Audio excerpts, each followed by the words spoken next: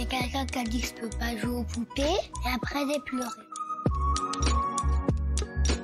Bienvenue sur Papatriarcat, le podcast qui réfléchit à la parentalité au XXIe siècle pour l'affranchir du modèle patriarcal.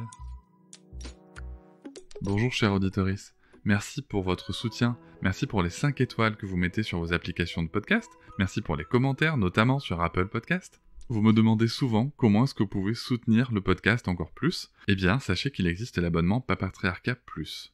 Cet abonnement vous permet notamment de ne plus avoir de publicité sur les épisodes, de les avoir un jour plus tôt, et surtout d'avoir accès à tous les épisodes bonus qui sont disponibles une fois par semaine, que ce soit avec mes invités et parfois des épisodes en solo où je vous partage mes réflexions sur des sujets précis.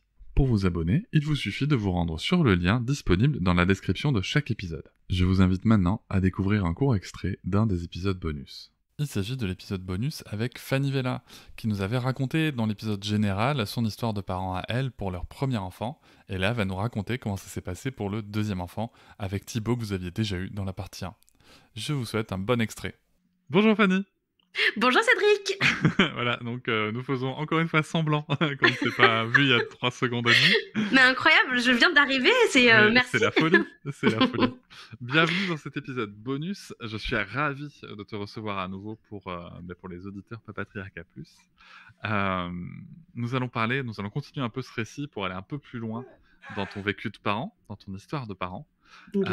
Comment est-ce que tu as vécu ce deuxième enfant, cette arrivée du deuxième enfant? Déjà, est-ce que c'était prévu? Est-ce que c'était surprise? Je n'ai pas pu m'empêcher de noter qu'il y a quand même un certain nombre d'années d'écart. Oui. Voilà, est-ce que tu peux nous raconter tout ça? Alors, effectivement, il y a eu pas mal d'années d'écart. Donc, nos enfants ont 4 ans et demi d'écart. Alors, au tout début, avec Thibaut, on s'était dit qu'on voulait 3 enfants. Voilà, sur le papier, c'était un peu le modèle familial dont on rêvait. Et puis, Ellie est née, et puis, voilà, il y a eu... c'était une enfant avec beaucoup d'intensité et qui nous a pris...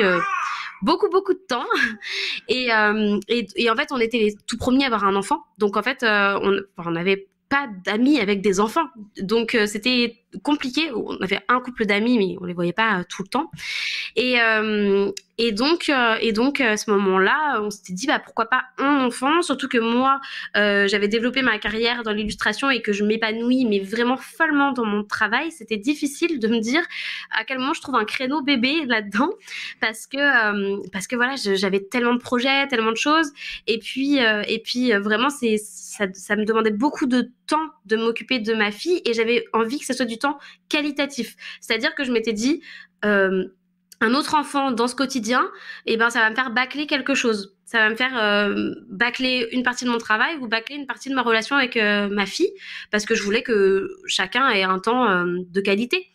Donc, je m'étais dit, c'est chouette là, dans mon couple, c'est on a de plus en plus de temps de qualité parce qu'Ellie grandit. Avec ma fille, on a plein de temps de qualité parce que j'avais enfin trouvé un rythme, vu qu'elle rentrait à l'école, que du coup j'arrivais à travailler en journée et pas travailler la nuit comme je faisais normalement pour compenser le fait que j'arrivais pas trop à travailler la journée. Je vous remercie de m'avoir écouté. Je vous invite à vous abonner et nous pouvons aussi nous retrouver sur Facebook, Instagram et sur le blog papatriarcat.fr. À bientôt.